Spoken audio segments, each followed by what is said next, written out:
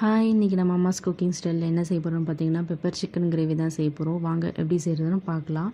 இதுக்கு நான் ஒரு 1 kg சிக்கன் எடுத்து நல்லா க்ளீன் பண்ணி எடுத்து வச்சுட்டேன். அடுத்தது பார்த்திங்கன்னா தக்காளி, இந்த மாதிரி ஒரு 2 தக்காளி நைஸாக அரைச்சி எடுத்து வச்சுருக்கேன். இஞ்சி பூண்டு விழுது ஒரு 2லேருந்து ஒரு 3 ஸ்பூன் எடுத்திருக்கேன். நெக்ஸ்ட்டு நான் கசகசா ஒரு ஸ்பூன் எடுத்திருக்கேன். நெக்ஸ்ட்டு தயிர் நான் 1 கப் இதில் சேர்த்துக்க போகிறேன்.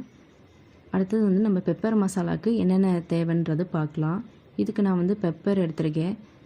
அடுத்தது பார்த்திங்கன்னா சோம்பு, கிராம்பு, ஏலக்காய், சீரகம், பட்டை இது எல்லாமே நான் எடுத்திருக்கேன். நெக்ஸ்ட்டு பார்த்திங்கன்னா பெரிய சைஸ் வெங்காயமாக ஒரு 4லேருந்து ஒரு 5 வெங்காயம் இந்த மாதிரி நீளமாக நான் கட் பண்ணி எடுத்து வச்சுருக்கேன். நெக்ஸ்ட்டு கொத்தமல்லி தலையும் கட் பண்ணி எடுத்தாச்சு.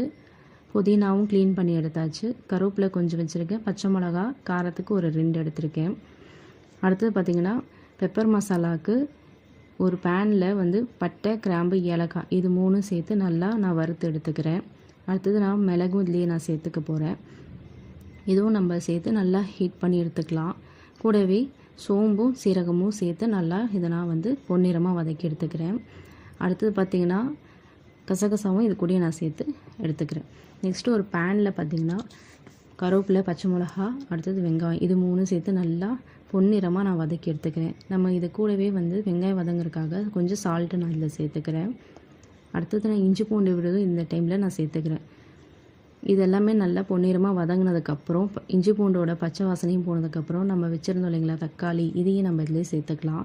தக்காளியும் நல்லா வதங்கி பச்சை வாசனை போனதுக்கப்புறம் இந்த மாதிரி கொத்தமல்லியும் புதினாவும் இந்த டைமில் நான் இதில் சேர்த்துக்கிறேன்.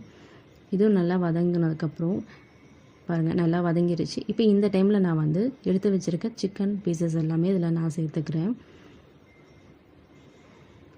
இந்த சிக்கன் நல்லா மசாலாவோட நல்லா மிக்ஸ் ஆகணும். நல்லா மிக்ஸ் பண்ணி விட்டுடலாம். இது ஒரு 2 நிமிஷம் விட்டுடலாம். அடுத்தது பார்த்திங்கன்னா தயிர் நான் இதில் சேர்த்துக்கிறேன். இப்போவே நான் இந்த மிளகு மசாலா ரெடி பண்ணி வச்சுருந்தோம் இல்லைங்களா, இதை நம்ம சேர்த்துக்கலாம். நமக்கு ஆல்ரெடி மிளகுல இருக்க காரமே இருக்கும். அதனால் நான் பச்சை மிளகா கம்மியாக தான் போட்டிருக்கேன். நீங்கள் காரம் சாப்பிட்றவங்களா இருந்தால் கூட மிளகு கூட சேர்த்துக்கோங்க. இப்போது சிக்கன் பார்த்திங்கன்னா ஒரு 5 நிமிஷம் 10 நிமிஷம் நான் விட்டுட்டேன். நல்லா வெந்துட்டுருக்கு. 1/2 hour ஆகிடுச்சு. இப்போது நம்மளோட பெப்பர் சிக்கன் கிரேவி ரெடி ஆகிடுச்சு. சிக்கனும் நல்லா சூப்பராக சாஃப்டாக வந்திருக்கு. சாப்பிட்டு பார்க்கும்போது அட்டகாசமாக இருந்துச்சு. இதே மாதிரி உங்கள் வீட்லேயும் நீங்கள் செஞ்சு பார்த்துட்டு எனக்கு எப்படி இருந்துச்சுன்னு கமெண்ட்டில் ஷேர் பண்ணுங்கள். ஃப்ரெண்ட்ஸ் அண்ட் ஃபேமிலிக்கு ஷேர் பண்ணுங்கள். மறக்காமல் லைக் பண்ணுங்கள், ஷேர் பண்ணுங்கள், சப்ஸ்கிரைப் பண்ணுங்கள். நெக்ஸ்ட் வீடியோவில் உங்களை நான் பார்க்குறேன். பாய்.